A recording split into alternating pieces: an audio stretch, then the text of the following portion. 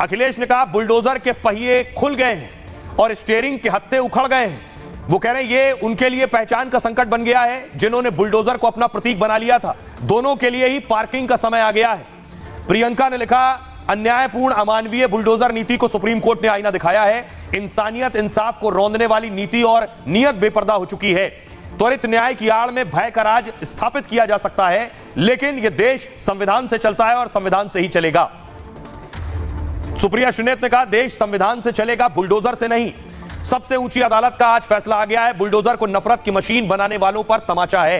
प्रियंका चतुर्वेदी ने कहा, जिन्होंने बुलडोजर जस्टिस को टूल बना लिया था, अल्पसंख्यकों को तंग किया, घर तोड़ने का काम किया, यह जो हो रहा था उसको रोकने का काम किया गया है। आइए अब आपको सुनवाता हूं, सुनिए जरा सियासतदानों को। माननीय सुप्रीम कोर्ट का जो भी आदेश होता है या गाइडेंस होती है, भारत के लोकतंत्र का एक वो मजबूत स्तंभ है। राज्य सरकार हो या केंद्र सरकार हो या कोई व्यक्ति हो, हम लोग सब सुप्रीम कोर्ट की बात मानने के लिए बात करते हैं। बुलडोजर न्याय नहीं हो सकता है। बुलडोजर अनकॉन्स्टिट्यूशनल था। बुलडोजर लोगों को डराने के लिए था। बुलडोजर जानबूझ करके विपक्ष की आवाज़ को दबाने के लिए था।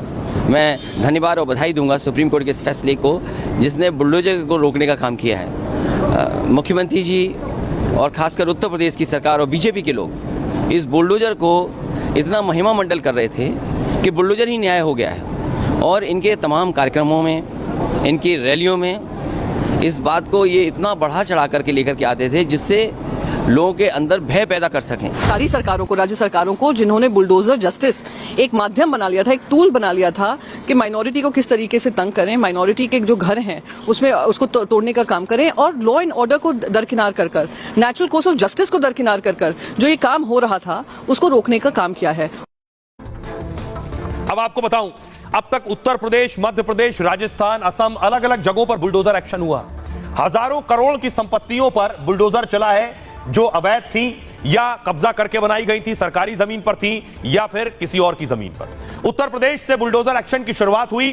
बिकरू कांड के बाद हुई बुलडोजर एक्शन की शुरुआत। आपको याद होगा, माफिया गैंगस्टर पर बाबा का बुलडोजर चला।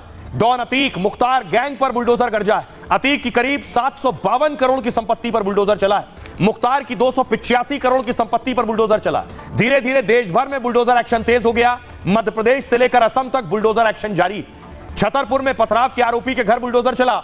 24 घंटे के अंदर 20 करोड़ की 3 मंजिला हवेली गिरा दी गई।